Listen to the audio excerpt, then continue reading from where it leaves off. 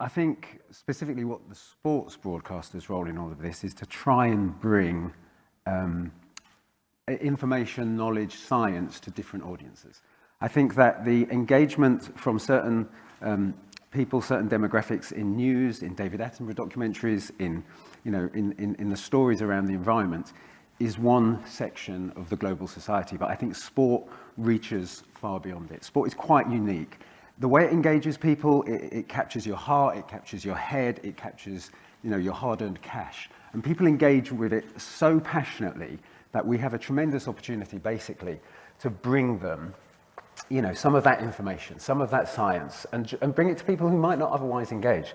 What is crucial, though, and I know we're going to talk about this later, and I know some colleagues have some thought of this, is how we do that. And it can't be, it can't be too heavy-handed, and it can't be necessarily, too front and center sometimes. There's a moment for it to be front and center, and we'll come on to that, but specifically in live sport, it's about normalizing the conversation, and it's about bringing it to, as I say, wider audiences, and especially sport it's a global industry.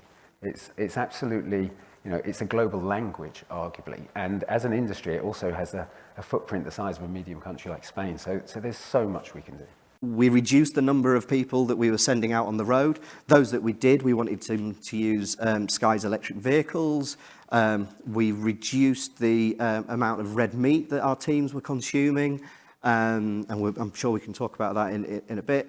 Our brilliant presenters were all wearing sustainably sourced clothes. So I learned a new phrase, pre-loved means second-hand, or using organic cotton, that sort of stuff.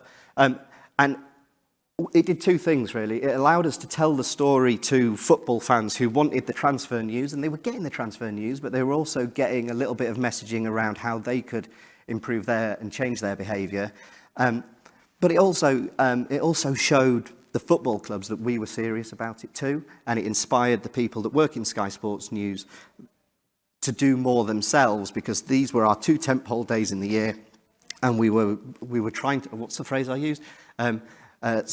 Deadline day has gone green as well as yellow, because yellow is the colour of transfer deadline day for those of you who might not watch Sky Sports News, but you should. I do think sport really cares, and I think athletes are starting to care a lot more as well, which I think, is an important part of this. And we need to support athletes more. I think we have this sort of cancel culture that we live in. Or, athletes need to be credible and authentic in their messaging. Otherwise, you just get but you fly around the world and you've got these champagne lifestyles. Don't talk to us about climate change. But you see someone like a Hannah Mills, who, after collecting a gold medal, was asked by the BBC about, the big plastic pledge and her turning point with seeing all the plastic pollution in Rio, and that, clicking it in her mind to take more action. Those stories are real and they're credible, and no one can come back on that because that's how she felt and that's how she took action.